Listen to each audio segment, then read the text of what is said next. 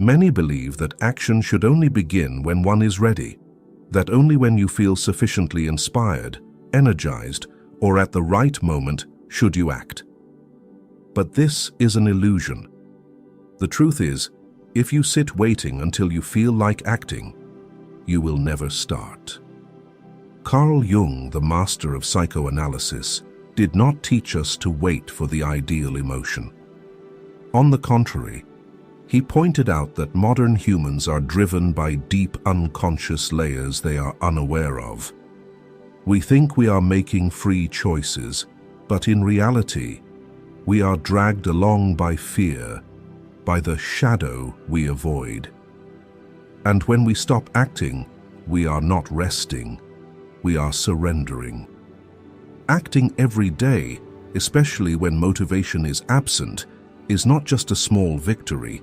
It is a grand confrontation between the part of you that seeks to evolve and the part that wants to flee from itself. The truth is, motivation does not create action. Action awakens motivation.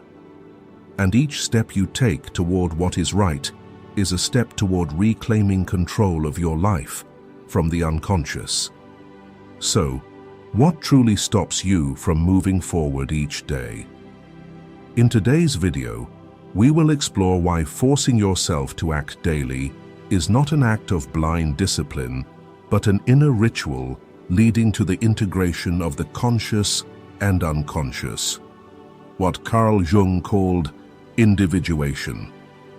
Stay until the end, for what you are about to hear may help you look back on every moment you gave up, not with blame, but with the eyes of someone awakening. Number 1. Procrastination, the shadow in our minds. There is a silent enemy most of us face every day. It is not loud, not violent, and never shouts to announce its presence. On the contrary, it speaks in a gentle voice. It's okay, tomorrow will do. Do it later, now's not the right time. You need to feel more ready first.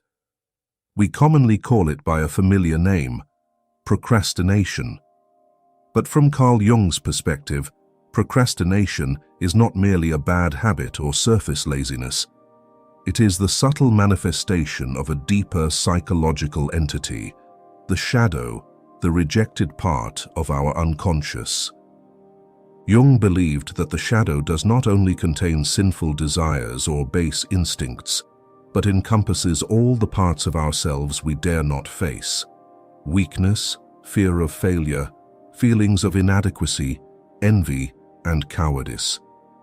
When we procrastinate, it's not because we don't know what to do, but because the shadow whispers in our ear, if you act, you might fail. If you step forward, others will judge you. And to protect the ego from the pain of truth, we heed that whisper. Imagine a student with an important essay to write. He knows he needs to start, but instead, he opens YouTube, scrolls through his phone, nibbling on meaningless bits of information. On the surface, he is just resting. But within, his shadow is in control. The fear that his essay won't be good enough, that his efforts will be mocked, that failure will expose the inadequacy he tries to hide. Procrastination becomes the perfect disguise. As long as he hasn't started, failure cannot happen. Jung once said, "Until you make the unconscious conscious, it will direct your life and you will call it fate." When we don't recognize procrastination as the shadow, we mistake it for personality, destiny, or even comfort. We make excuses. I'm someone who works best at the last minute. I need pressure to be creative. I'm the kind of person who lives by inspiration. In truth, we are not creating anything. We are letting the darkness decide for us. And so, day after day, we lose control, while the unconscious quietly shapes our lives. Procrastination is like a dark room without a clock. You step in to rest for a moment, and when you step out, an entire afternoon is gone. Some emerge after a few hours, others after days or even years, only to realize they've lost their youth, their dreams. At a deeper level, procrastination is a repeated betrayal of the self. Every time we promise to act but don't, we don't just fail at the task. We train our unconscious to believe our words hold no value. Gradually, we lose faith in ourselves. This is why chronic procrastinators often live with guilt and self-loathing, even if they appear relaxed on the outside. A unique perspective from modern psychology reveals that procrastination is not always due to a lack of motivation, but a mechanism to avoid negative emotions. When we think of an important task, we anticipate it will be difficult, anxiety-inducing, or make us feel helpless. So we procrastinate to avoid those feelings. But ironically, procrastination doubles the anxiety. Time slips away, pressure mounts, and we trap ourselves in an endless loop. Here, we see a clear parallel with Jung's shadow theory. We avoid facing our weaknesses, so we flee. But the more we flee, the larger the shadow grows. The most dangerous aspect is that procrastination creates an illusion of freedom. We think we are choosing, not acting today because we're not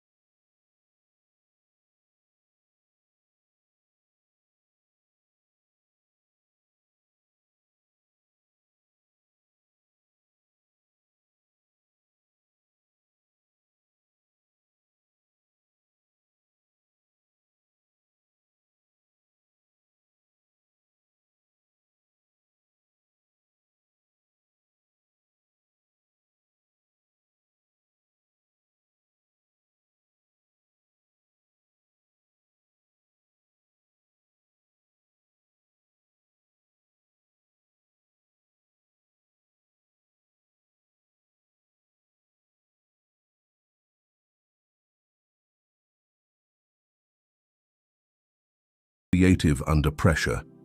These labels are invisible chains binding us to the shadow. Jung did not see the shadow as an enemy to be destroyed. On the contrary, he viewed confronting and integrating the shadow as the key to growth. This means we cannot eliminate procrastination, but we can recognize it, name it, and thus reclaim control. Each time you feel the urge to do it tomorrow, ask yourself, is this me, or is the shadow whispering? In that moment of awareness, you begin to pull the unconscious into the light. But to turn on that light, you must be willing to endure the initial discomfort, the awkwardness of starting to write, the boredom of opening a book, the fear of rejection when sending an important email. These are not enemies, they are the voice of the shadow, and when you act, You prove the shadow no longer controls you. Number 2, action as a gateway to the unconscious. And in that small moment, when you dare to step through discomfort, another door quietly opens. Action ceases to be merely something to do and becomes a language for dialoguing with the unconscious. Jung once said, "All the works of man have their origin in creative fantasy." What right have we then to depreciate imagination? The unconscious does not communicate through reason, but through symbols, vivid images, dreams, and vague impulses within us.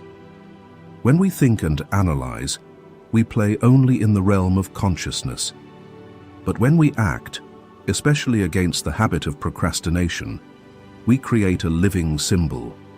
It is no longer an empty promise or vague intention, but a powerful signal to the unconscious. I choose to move forward, despite fear. Imagine waking up in the morning, your mind filled with reasons not to exercise. Tiredness, lack of time, no urgency. But instead of giving in, you put on your shoes, step outside, and take a few strides. On the surface, this is just physical movement, but in the depths of psychology, it is a declaration. It sends a message to the unconscious that your will outweighs fleeting emotions. And when repeated, this message reshapes your entire relationship with the shadow. From this perspective, action is not just about completing tasks, it is a psychological ritual. In many ancient cultures, people used rituals to cross thresholds from one life stage to another, from adolescence to adulthood, from ordinary citizen to warrior, from mortal to one with a spiritual mission. Each ritual required action, a challenge, endurance, or a concrete step forward. Jung believed that in the modern world, we have lost many such rituals. But we can create our own, not through elaborate ceremonies, but through consistent, persistent actions that overcome our inner resistance. Modern psychology supports this. A well-known study on behavioral activation in depression therapy shows that patients, instead of waiting for inspiration or energy, were encouraged to take small daily actions, making the bed, going for a walk, calling a friend. These simple acts not only improved mood, but also altered how the brain processed signals. This echoes what Jung saw long ago. Action is not just a result, it is a cause, a language the unconscious understands and responds to. Here's a fascinating truth. When you act, the unconscious begins to send back new symbols, sudden ideas, creativity, connections you never considered. This is because the unconscious recognizes your seriousness, your commitment beyond mere daydreams. Jung believed the unconscious has its own intelligence, and it only collaborates when you prove your commitment through action. Conversely, if you only think or plan, the unconscious remains silent, like a wild creature that doesn't trust. Action is how you knock on the door, patiently, and gradually build trust with that deeper world. Perhaps you've experienced such a moment, when a small action sparked new inspiration or insight. Share that experience in the comments so your story can become a living symbol for others. What surprises many is that repeated action becomes a powerful symbol that restructures identity. At first you think, "I'm trying to write." But after 30 days of consistent writing, you begin to say, "I am a writer." Action transforms from an external task into an internal identity. This is the essence of what Jung called individuation. Each small action is a brick in building the authentic self, rising above the disguises of the ego and shadow. Interestingly, action also decodes dreams. a tool Jung saw as the primary gateway to the unconscious. You might dream of being chased or standing at the edge of a cliff. Analyzing the dream rationally offers some understanding. But by acting, say, confronting a task you fear in real life, you address what the dream symbolizes, facing the darkness. Action becomes the bridge between the dream's symbols and reality. Jung emphasized that the ultimate goal of the spiritual journey is not to escape everyday life, but to transform everyday life into a sacred path. And the only way to do this is not through intentions or promises, but through action, steady,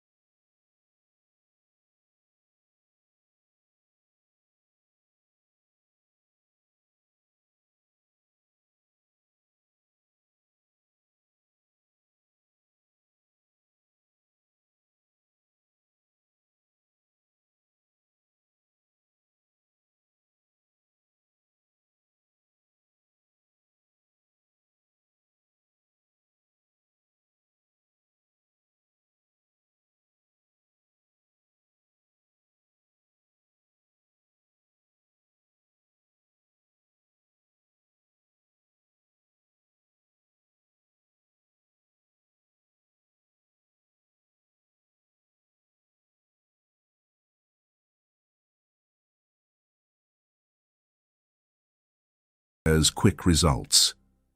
Writing a book in a month, achieving dazzling success after a few weeks of effort. But repeated action, independent of inspiration or outcomes, teaches a different lesson. True growth occurs only through patience. This is a fascinating paradox Jung often emphasized. The more we rush to reach the self, the further we stray from it. Only by accepting small, incremental steps does the self gradually reveal itself. A perspective from modern psychology clarifies this further. Studies on habit formation show that the brain does not distinguish much between small and large actions. What matters is repetition.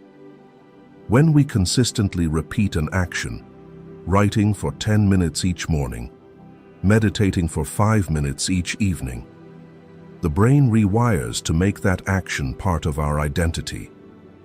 This is how the ego gradually gives way to the self, from "I'm trying to do this" to "I am someone who does this." This shift in identity is a step in the individuation process. Jung introduced the concept of the circuitous path, meaning we do not approach the self in a straight line, but by circling it, drawing closer through repeated experiences. Daily action is a form of this circuitous path. We don't immediately grasp profound truths, but each small, persistent act forms a circle that narrows the distance to the self. A person who writes daily is not just writing. They are circling their own center, each loop bringing them closer to their complete self. Consider the example of a man who once lived in chaos and aimlessness. He frequently switched jobs, abandoned projects, and chased fleeting bursts of inspiration. At one point, he found himself exhausted and directionless. In therapy, he was advised to adopt one small, repeatable action, writing in a journal for 15 minutes each morning. At first, he thought it pointless, but he soon noticed that through those lines, his unconscious began to surface, dreams, fears, and buried memories. The journal was no longer just note-taking. It became a ritual connecting his conscious and unconscious. From there, he began to understand himself better, daring to make decisions aligned with his deepest values, rather than chasing external validation. This is a vivid illustration of how daily action opens the individuation journey. In the context of modern society, where everything is driven by optimization, the individuation journey may seem luxurious, even out of place. But it is precisely here that daily action becomes a quiet yet powerful act of rebellion. When you choose to write for 10 minutes instead of scrolling online, or focus on a brief meditation instead of diving into noise, you are telling the world, I do not live by the collective rhythm. I live by the rhythm of myself. This is a spiritual rebellion, defying the collective unconscious to affirm your unique individuality. This leads to a crucial truth. Daily action is not a burden but a form of freedom.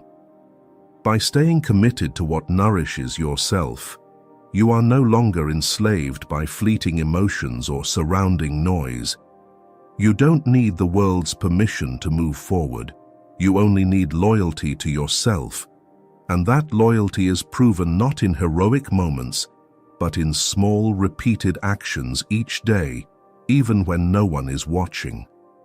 Jung once stated, "The privilege of a lifetime is to become who you truly are. The greatest gift of life is to become your true self." This path is not paved with red carpets, but with countless ordinary steps.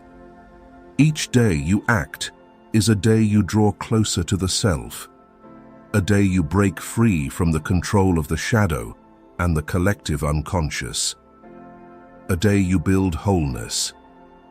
So, look back. If you're waiting for a grand event, an explosive moment to change your life, you may wait forever.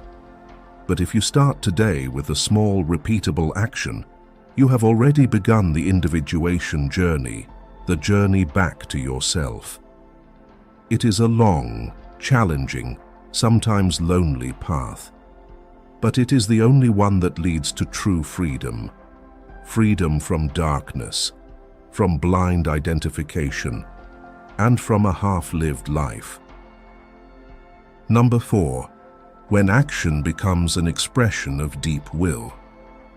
There comes a critical moment when action is no longer just a habit or discipline, but a vivid expression of a deeper force within us, the inner will. This is the moment of transformation, when you no longer act because you have to, but as an affirmation of your essence, as the natural voice of your soul. Jung observed that modern humans are split between the conscious ego and the vast flow of the unconscious. The ego is fickle, swayed by emotions and external circumstances, but beneath it lies another force, a primal will, a power Jung called the inner life force, the self's yearning to manifest. Through repeated action, we begin to touch this layer, where what we do is no longer externally imposed, but a natural expression from within. Picture a pianist practicing. At first, each key press is awkward, requiring discipline and reminders. But after thousands of hours, the music is no longer mechanical. It flows as if the hands are no longer guided by consciousness, but by some vital force speaking through them. This is the moment when action becomes an expression of deep will. The pianist doesn't play to prove something or gain recognition, but because music is how their soul expresses itself. Here, I invite you to pause and ask, in your life, has there been an action that gave you the sense of, I am living true to myself? It might be the moment you first picked up a pen to write, spoke a difficult truth, or persisted with a small habit. These moments, if you look closely, are often not grand, yet they make you feel a deeper current, beyond calculation or purpose. We often chase results, but consider this. How many small actions in your life are simply a natural expression of your soul? And if so, could they be the silent language of your deep will speaking to you? In everyday life, we can feel this too. A person writing a journal no longer does so because the therapist recommended it, but because not writing feels like betraying themselves. An athlete runs not for medals, but because each step connects their body and mind to an inner vitality. A father works diligently not out of pressure, but because it is the natural way to embody love and responsibility. At this point, action is no longer a burden, but a sacred ritual of the will. Jung wrote, "Where your fear is, there lies your task. Where there is fear, there is your true work." When we choose to act daily in the face of what we fear or avoid, gradually, it ceases to feel like a forced duty. Instead, we begin to sense a new flow of energy, the deep will urging us to move through fear toward growth. This is when action becomes a symbol of courage, no longer defined by external circumstances. What's fascinating is that at this stage, we begin to distinguish between motivation and will. Motivation is a short-lived flame, dependent on inspiration or external conditions. Deep will, on the other hand, is like an underground fire, burning steadily, persistently, needing no external fuel. When action stems from this will, we no longer rely on good days or stable moods. We act because it is who we choose to be. Modern psychology calls these identity-based habits. When you say, "I'll try to write," it's an effort. But when you say, "I am a writer," writing becomes part of you. Jung would call this the harmony between the ego and the self. The deep will of the self begins to manifest through action, and the ego becomes merely a tool in its service. This is where action not only builds character, but becomes the living language of the soul. You may know of Viktor Frankl, the psychologist who survived concentration camps, who recounted that some prisoners sustained themselves not with ample food, but with small actions that kept them connected to meaning. Some shared a meager piece of bread, others scribbled a line of a journal on a scrap of paper. These actions offered no material gain, but were expressions of deep will, the will to live, to preserve dignity. Jung would say that such actions, born from the soul's depths, have the power to liberate us from the destruction of circumstances. This is the ultimate transformation, when action is no longer about achieving something, but about affirming existence. Waking up on time, journaling, exercising, these are no longer about proving something to the world, but about reminding yourself, I am here, I am in control, I live true to myself. This is true freedom, unbound by inspiration, recognition, or immediate results. Number 5. Action as liberation from the collective fate. But Jung warned that this path is challenging not only because of the inner shadow, but also because of a subtler darkness, the collective unconscious.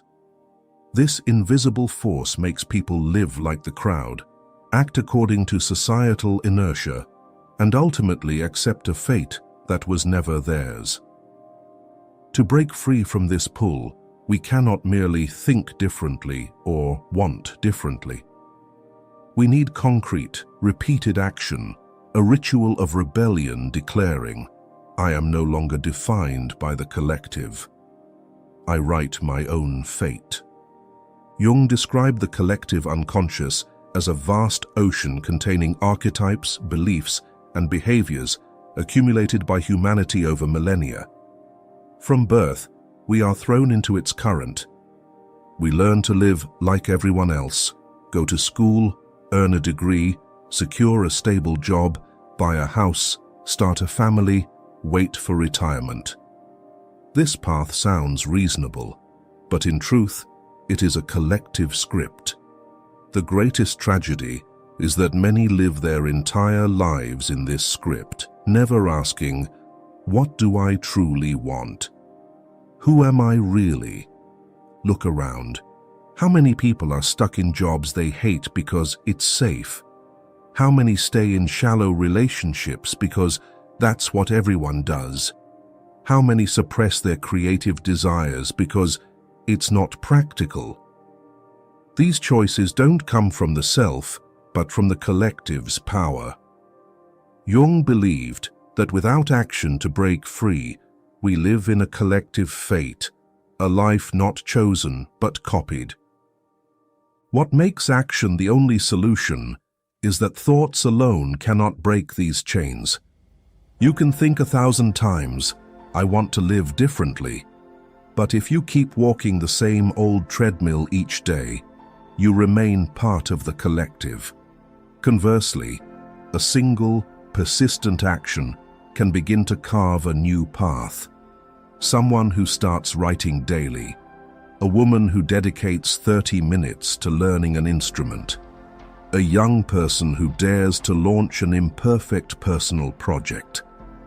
These actions may seem small, but they are declarations of independence from the collective fate. A young engineer working at a major tech company shared his story with us. He had a good income, but felt suffocated by a job that lacked meaning. Family and friends advised him to stick it out a few more years, save up, then figure it out. That was the collective's voice.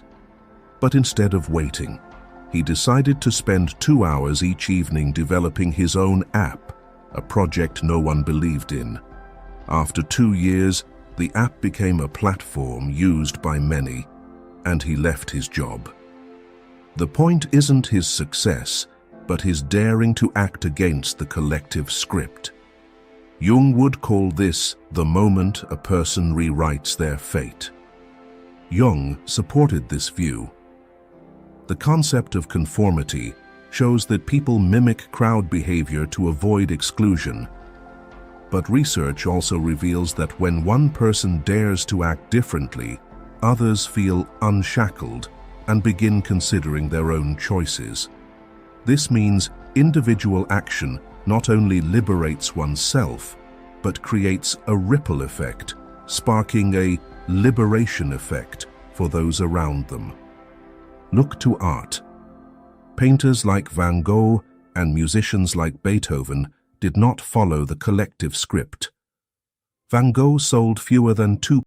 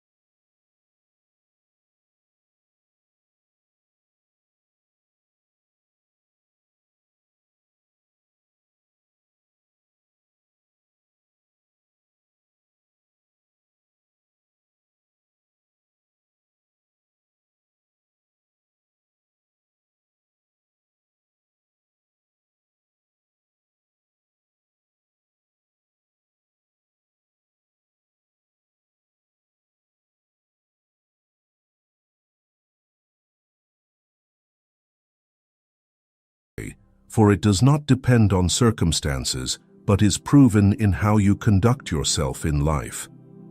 Jung emphasized that the illusion of freedom as doing whatever you want is merely the whimsy of the ego. True freedom emerges when you have the capacity to do what you have chosen, even when your emotions oppose you. A slave to emotions may think they are free, but they are controlled by their moods. The truly free person remains committed to their self, no matter how bored, tired, or anxious they feel on any given day. And daily action is the most concrete evidence of this kind of freedom. Imagine two people who both want to write a book. The first only writes when inspired, when they feel in the right vibe. They spend weeks, even months, waiting for that spark. The second sits down each day to write, even if it's just a few clumsy lines. After a year, the first is still waiting for inspiration, while the second has a complete draft. Who is freer? The one waiting for emotions is enslaved by their moods. The one who acts consistently is the truly free one, unbound by the fluctuations of their inner state. Jung said that when you fail to act, you let the unconscious lead, and that is a sweet form of slavery. You think you're choosing, but you're merely reacting. In contrast, when you act consistently, you bring a part of the unconscious into the light, transforming it into consciousness. Each time you follow through on a promise to yourself, you declare, "I am in control, not my emotions or circumstances." That is inner freedom. Inner freedom is like steering a boat through the open sea. Waves, storms, and rain. Those are emotions, external conditions, the collective. You cannot control the weather, but you can hold the helm, and that helm is forged through countless small adjustments each day. Consider great figures in history. Nelson Mandela, imprisoned for 27 years, continued to study, write, and engage with fellow prisoners. His external freedom was stolen, but he preserved his inner freedom completely. Viktor Frankl, in a concentration camp, chose daily actions, listening to fellow prisoners, sharing hope, jotting down ideas. These actions were a proclamation: "You may cage my body, but you cannot touch my inner freedom." On a personal level, each of us can practice this. A student studies daily without being forced. A mother reads to her child each night despite exhaustion. An employee hones their skills after work instead of complaining. These actions not only improve life, but are expressions of inner freedom. They no longer live as victims of circumstance, but as creators of their lives from within. What's remarkable is that inner freedom is never granted in a single glorious moment. It is forged in small, repetitive, sometimes mundane choices. Jung once stated, "There is no spiritual awakening that does not pass through daily discipline." Those who seek freedom but wait for inspiration will forever be slaves to their emotions. Those who act consistently each day, even in silence, are writing their own certificate of freedom. This freedom is quiet, unassuming, but enduring. It is like the roots of a tree, unseen, yet they keep the tree standing through storms. Each small action you persistently undertake is a root sinking deep into the earth, connecting you to an invisible inner strength. When storms come, you don't need to fight desperately, for you have the roots of inner freedom. Ultimately, the issue is not about waiting for inspiration, but recognizing the true order of the inner life. Action shapes motivation, not the other way around. In Jung's view, each step is a signal sent to the depths of the unconscious, where the shadow ceases its manipulation once the will speaks. it is also how the conscious and unconscious meet in a new order. When action becomes a natural rhythm, it is no longer rigid discipline, but the language of the self. Here, a person breaks free from the collective script, withdraws from the crowd's inertia, and stands alone in their authentic form. True freedom is not following fleeting emotions, but the capacity to remain loyal to what you've chosen, despite the shifting colors of your inner world or the changing winds of the outer one.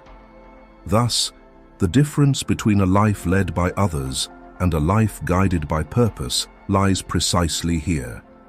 Who lets the unconscious name their fate, and who carves their name into their fate. The rest, quiet but certain.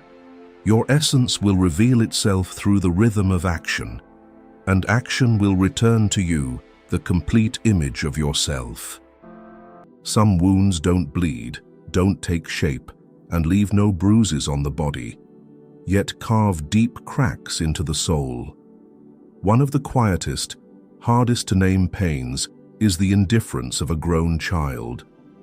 The child who once held your hand tightly, who once beamed with joy at the sight of you coming home, now looks at you with distant eyes, replies with curt words, or worse, avoids your presence altogether. No one is truly prepared for being forgotten by the person you spent your life caring for. No one teaches you how to handle the coldness from someone who was once the center of your universe. This pain doesn't scream. It doesn't roar like visible wounds, but bleeds silently through every moment of being ignored. But the most painful part is not the distance. It's the unanswered question, why? What did I do wrong? Carl Jung, in his deep understanding of the human psyche, once said, "Nothing has a stronger influence psychologically on their environment, and especially on their children, than the unlived life of the parent." Perhaps you, unconsciously, have lived through your child, and that alone left an invisible imprint, a psychological weight, that once grown, the child could only escape in one way, by walking away. And from there, the real journey begins. Not a journey to fix the child, but a journey to return and heal yourself. Number 1. The unconscious root of ingratitude. Some children grow up in a home full of love, yet as adults become distant, cold, and even ungrateful. Parents often look at the present and ask themselves, "Why is my child like this? What did I do wrong?" But the answer doesn't lie in recent behaviors. It hides deep within an unconscious stream that formed early in the parenting journey.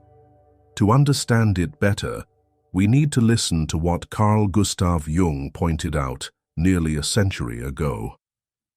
In his years of working with patients, Jung realized that many relationship conflicts don't stem from malice, but from forms of projective identification, when parents unconsciously project their unlived parts onto their children.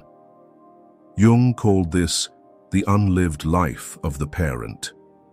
It's no coincidence, he wrote, "Nothing has a stronger influence psychologically on their environment, and especially on their children, than the unlived life of the parent."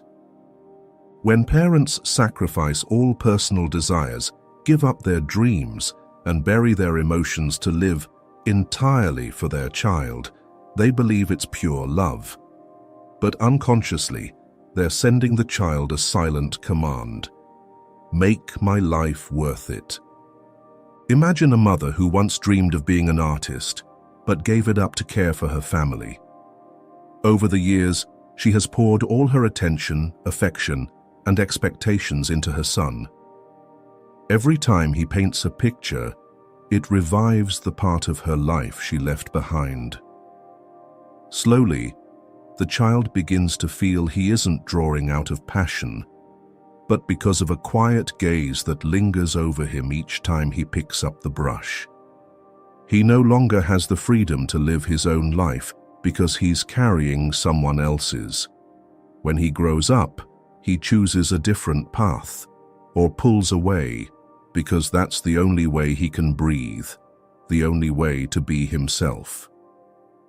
Jung warned about this phenomenon with a sharp observation. The greatest tragedy of the family is the unlived lives of the parents. In what's often called boundless love, many parents unintentionally turn their children into substitutes for themselves, as if, through the child's success or happiness, they too could finally live. But what's forgotten is this: a child is under no obligation to live someone else's dream. When they're bound to the role of the meaning of mom's life or dad's pride, they aren't allowed to fail, to be wrong, or to be real. And that is one of the most suffocating forms of pressure. Even more frightening, these burdens aren't spoken aloud. They hide in attitudes, emotions, in the look in a parent's eyes. The unconscious communicates with the unconscious, as Jung emphasized. Until you make the unconscious conscious, it will direct your life, and you will call it fate. And in the parent-child relationship, when the unconscious is left unexamined, emotions like disappointment, resentment, and anger are often misread as ingratitude. In reality, they may be a psychological survival response. Ingratitude, then, must be re-examined through a wider lens.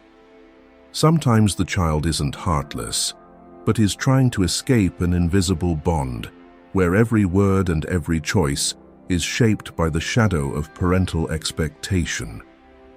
A child who doesn't hug their mother every day, doesn't call, doesn't express gratitude the way one hopes, may not lack love, but may be triggered by a feeling of lost freedom. They may love you, but to protect their sense of self, they must step back. Remember, Jung never advocated avoiding responsibility.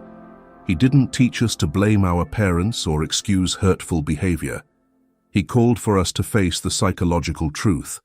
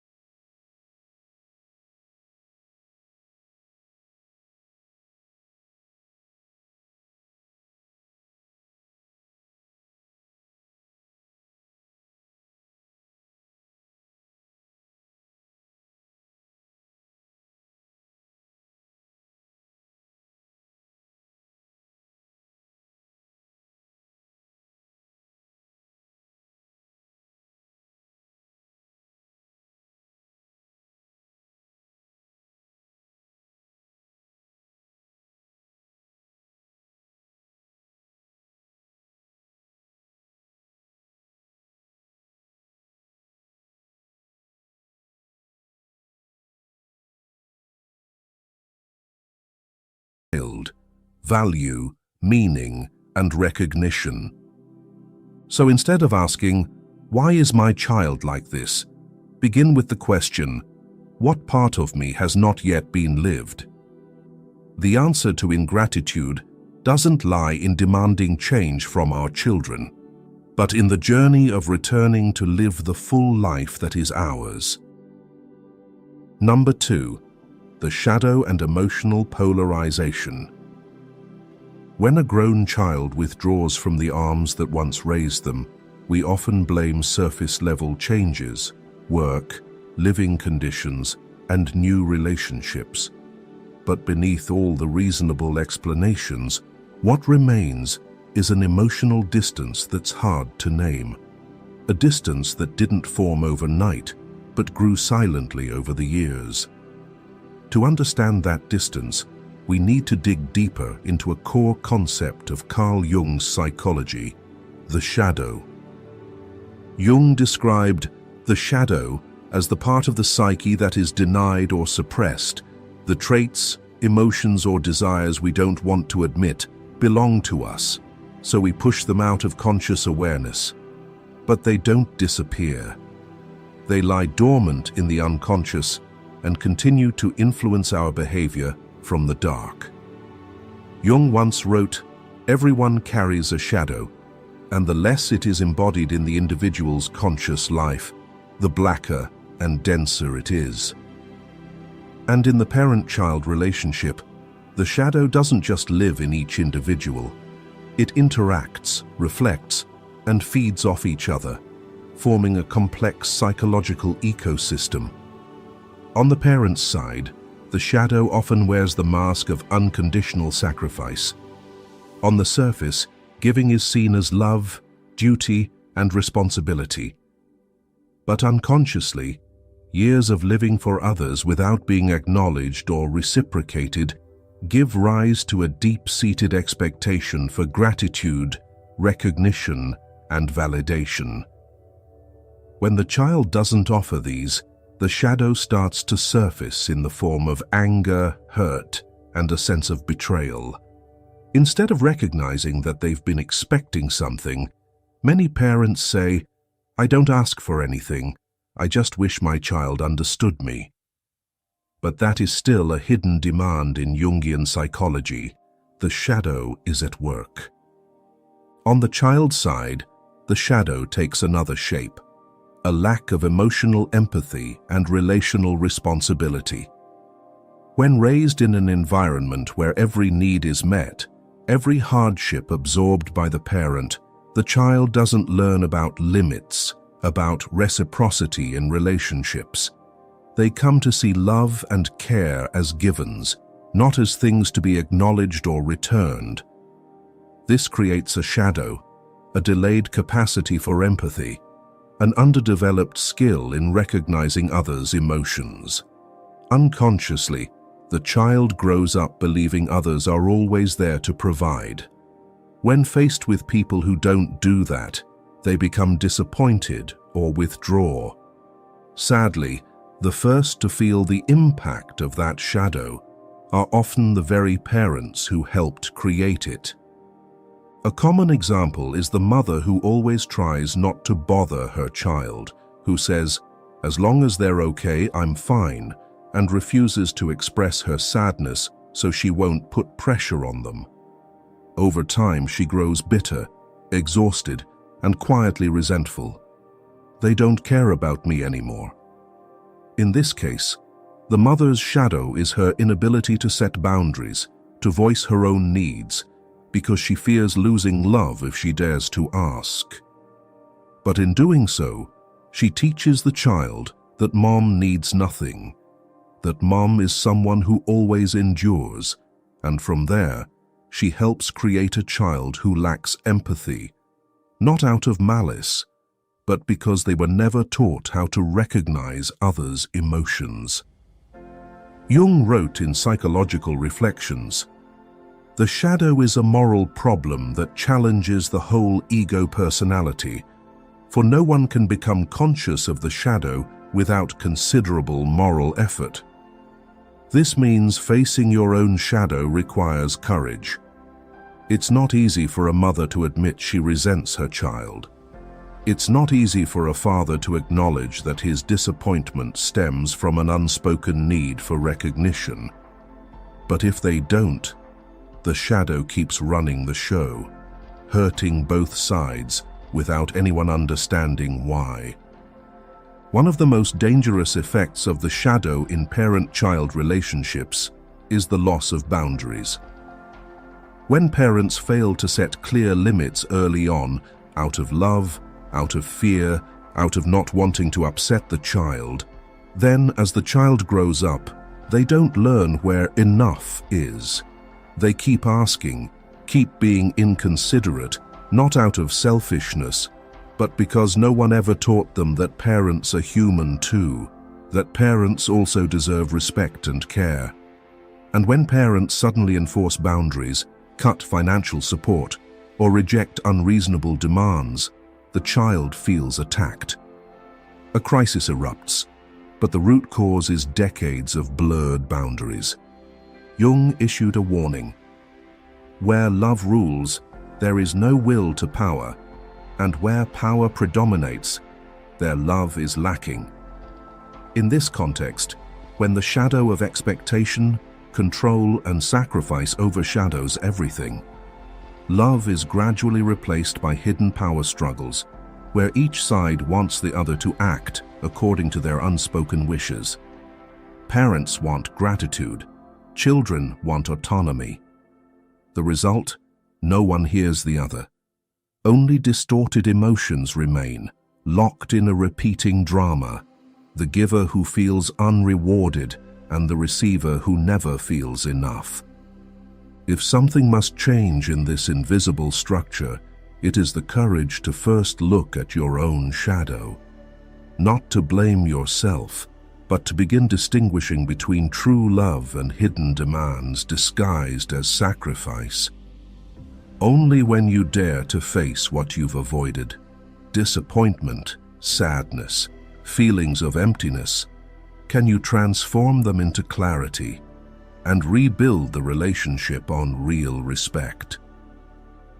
Carl Jung didn't write these things to make us feel guilty. On the contrary, he gave us language to understand unnamed pain, so we can bravely walk into our darkness and bring light to it. One does not become enlightened by imagining figures of light, but by making the darkness conscious.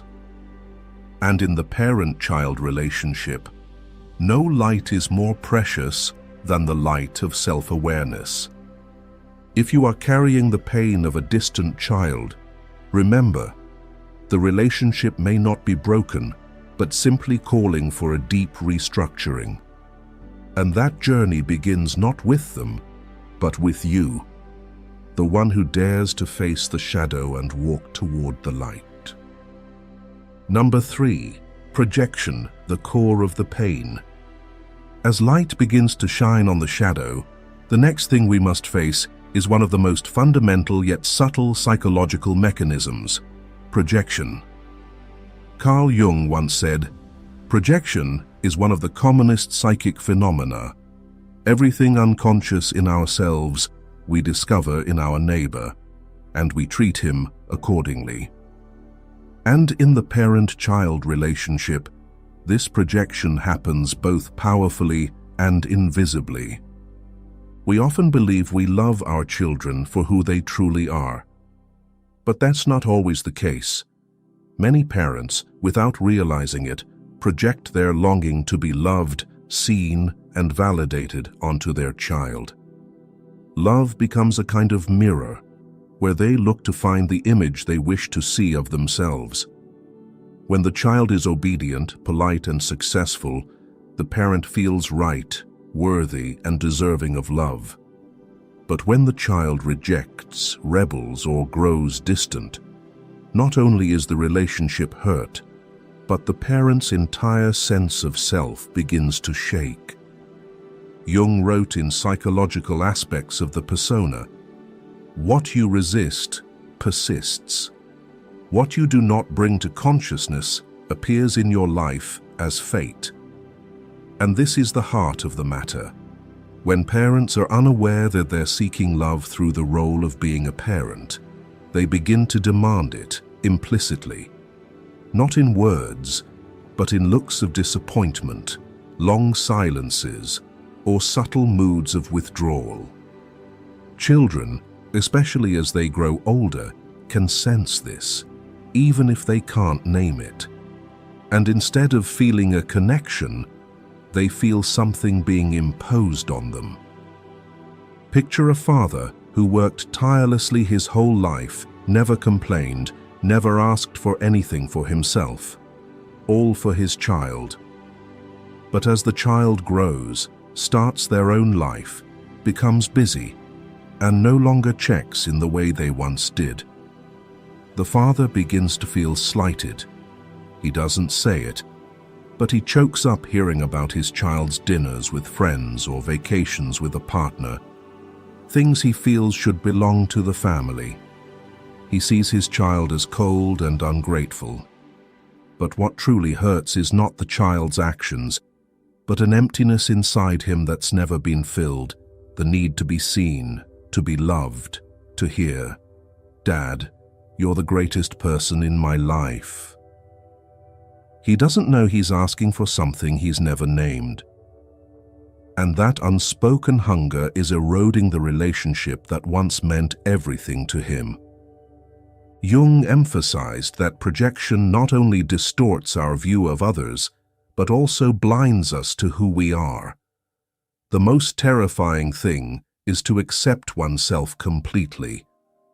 When a father or mother can't accept their loneliness, their wounds, their vulnerability, they push those parts away and hope someone else, especially their child, will fill the void. But the danger is this: children are not born to heal their parents. They are born to become themselves. When forced into the role of the healer, they will struggle, withdraw, or grow indifferent, not out of ingratitude, but because they can't breathe under a burden that was never theirs. The greatest crisis comes when those expectations go unmet. Parents not only feel hurt, but they feel like they're losing themselves. Their entire identity has been built around being the giver, the sacrificer, the parent. And if that role loses meaning in the child's eyes, then who am I now? This is the identity crisis Jung warned of. The greatest burden a child must bear is the unlived life of its parents. When a parent's life is put on hold, when every personal desire is shelved, the child becomes the sole vehicle for that life to find meaning. And when the child doesn't fulfill that role, everything collapses. A middle-aged woman once shared in therapy that after her daughter got married and moved to another city, she felt abandoned. No more breakfast to prepare, no one checking in after work, no more "Mom, I'm home" texts. But when asked what hurt the most, she didn't mention the physical distance. She said it felt as if I never really mattered in her life. She didn't realize that this pain came from her projection onto her daughter, a projection of role, value, and existence. She had lived for so long without living for herself that now, when her daughter stopped returning home, her entire sense of self collapsed. Carl Jung never judged parents like her. On the contrary, he invited them to come back into dialogue with themselves, to recognize the parts they had abandoned. Your visions will become clear only when you can look into your own heart. Who looks outside dreams, who looks inside awakens. Don't look for answers in your child's behavior. Don't wait for a message or apology to feel worthy. The answer is within you. The pain you're feeling is a call to awaken, to recognize that you are worthy of love, not only when your child affirms it, but even when no one is watching. If every journey needs a beginning, Perhaps where you're standing now, with your wounds, disappointments, and longing to be understood, is the perfect place to start. Because when you pause and dare to ask, what part of me is asking something from someone else? You've begun reclaiming your inner power.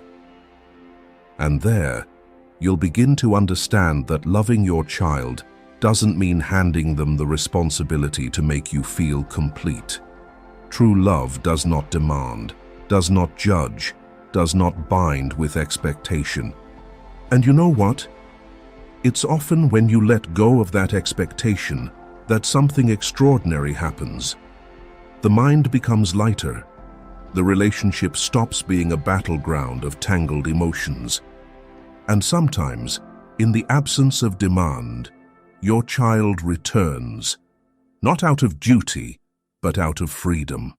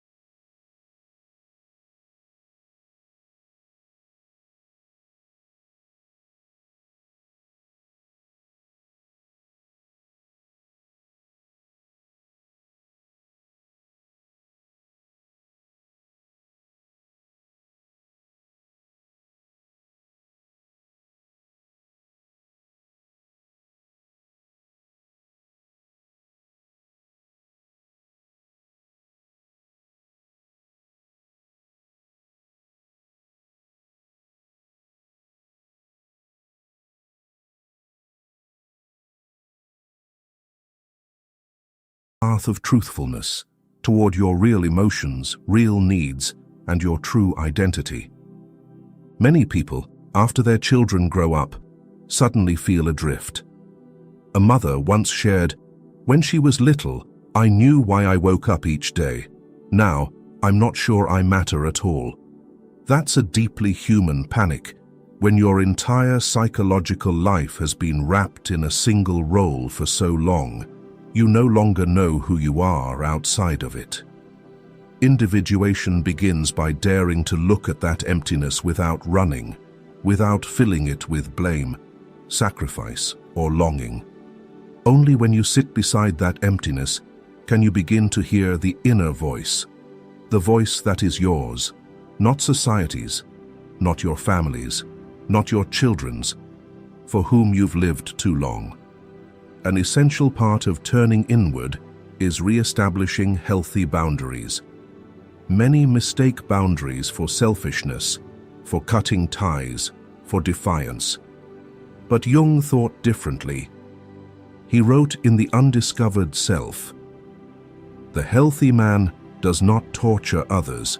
Generally, it is the tortured who turn into torturers."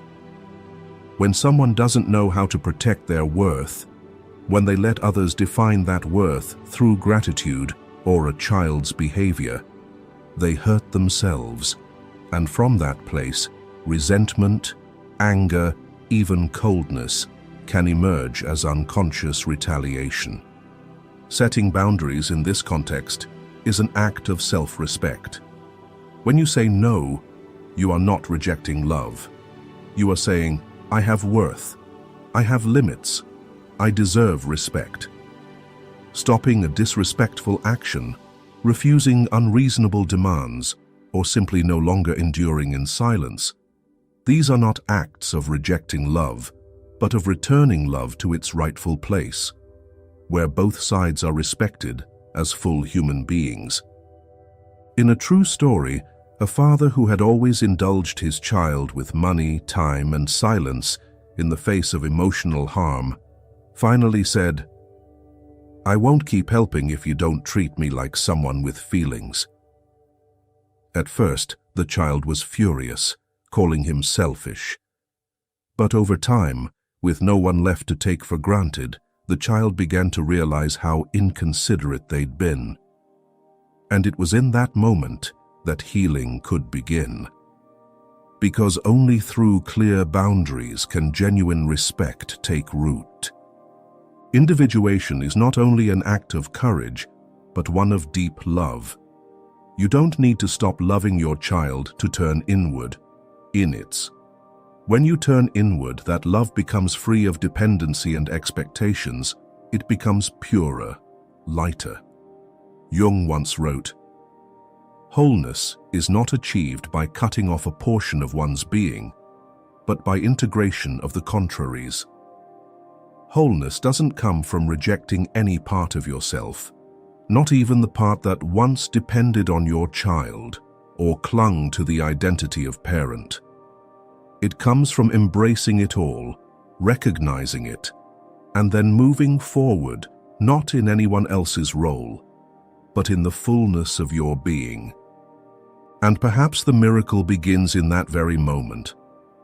When you stop living to be acknowledged, you start to see yourself.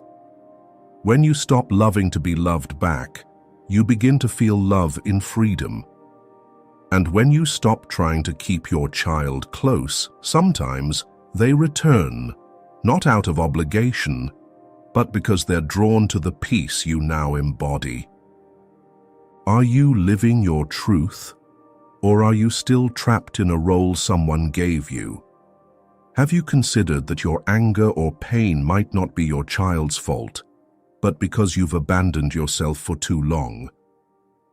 Share your thoughts with me in the comments, not to argue, but to truly listen to one another.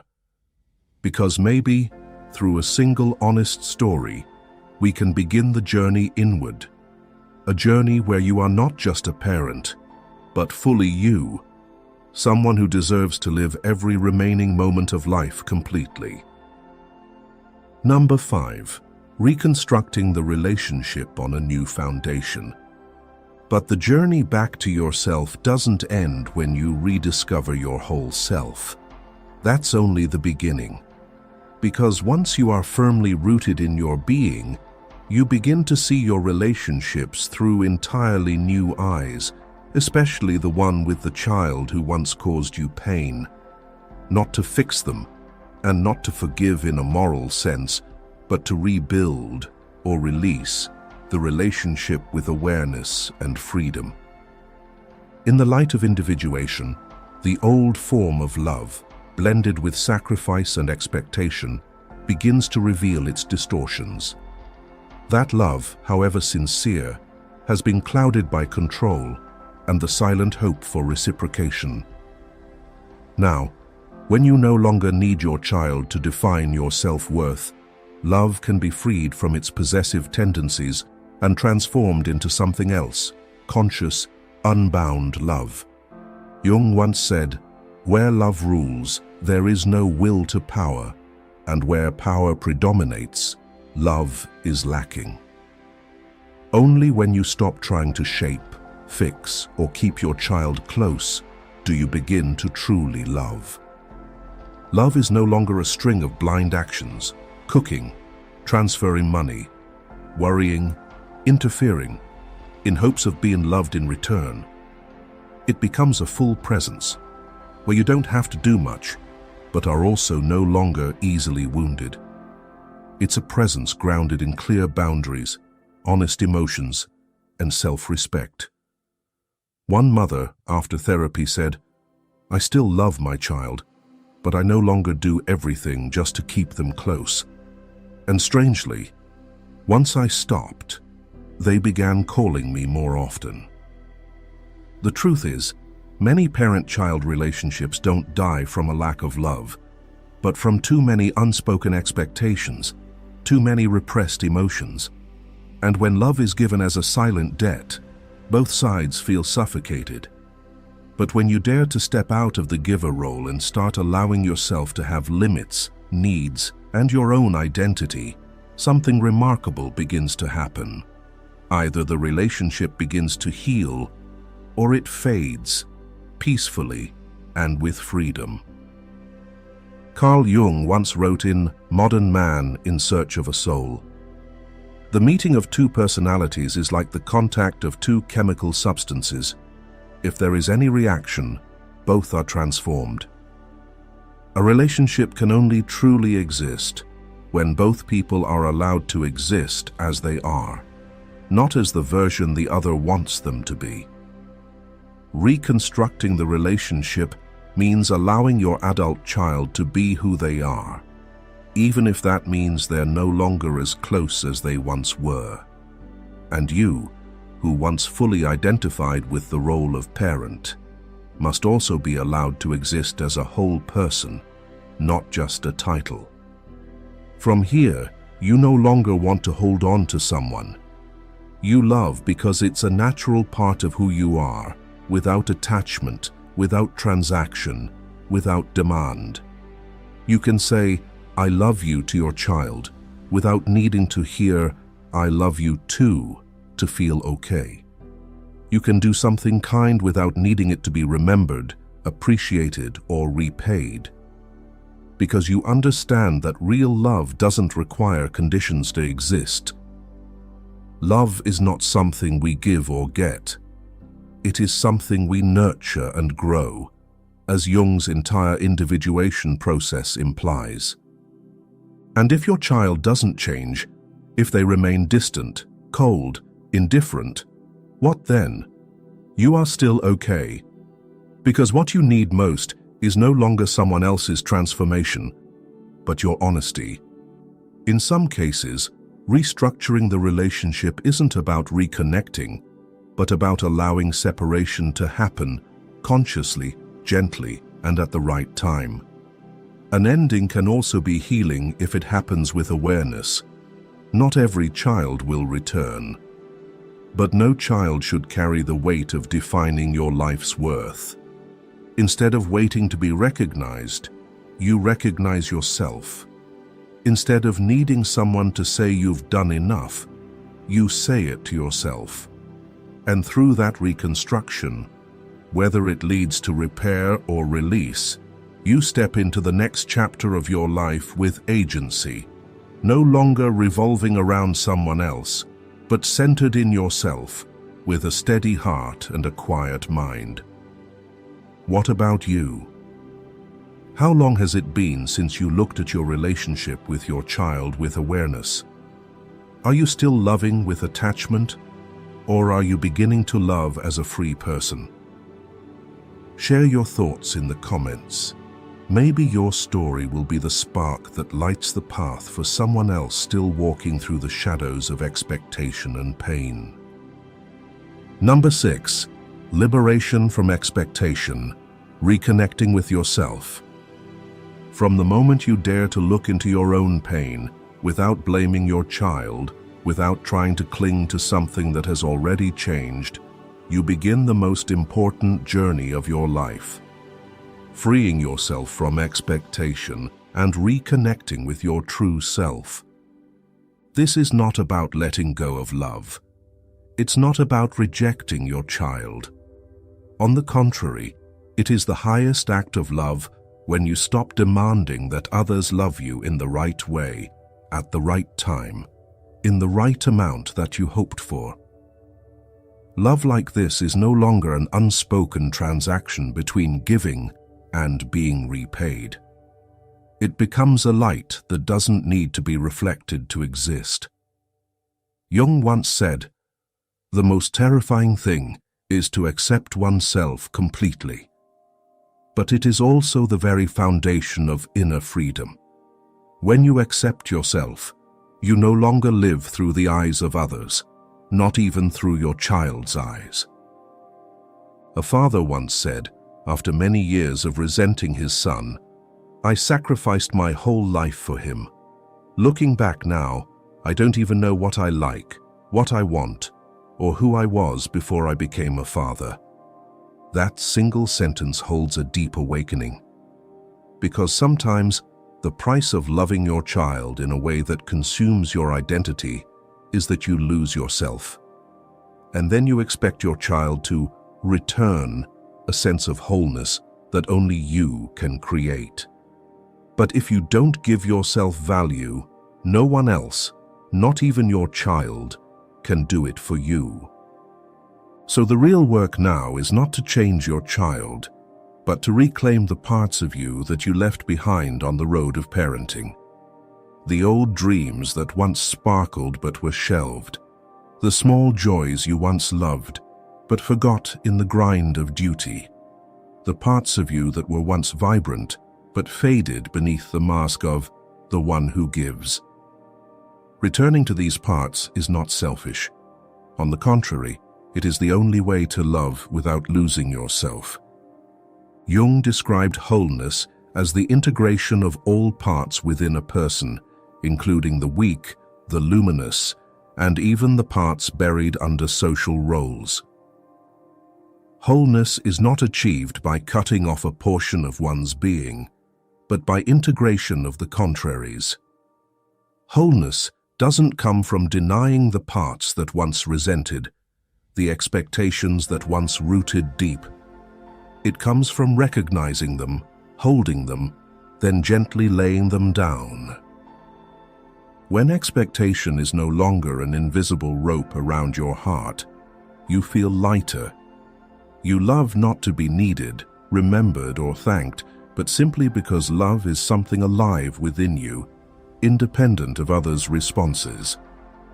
And it's precisely when you return to yourself, no longer in a state of lack, that something unexpected can happen. You begin to live again, freely, creatively, and vibrantly. You no longer revolve around your child like a satellite around the sun. You become the center of your universe. And who knows, when you shine in that natural way, your child, not out of guilt or duty, but as a free soul, may come back to you, not as someone settling a debt, but as one soul freely choosing to reconnect with another. Carl Jung once said, "You cannot awaken consciousness without pain. You cannot awaken without going through pain. And the pain you carry, whether silent or fierce, is not a punishment. It is an invitation, a signal from within urging you to pause, to listen, and to return home." You don't need to keep striving to be seen. You don't need to keep checking your phone, waiting for a message from your child to feel that your life has meaning. You don't need your love to be returned to know that it is real. When you stop loving to be acknowledged and start loving as a free act, a quiet truth begins to bloom in you like the first bud of spring. You are already whole. Not because someone said so, but because you chose to stand up, walk through your pain, and reclaim your full self.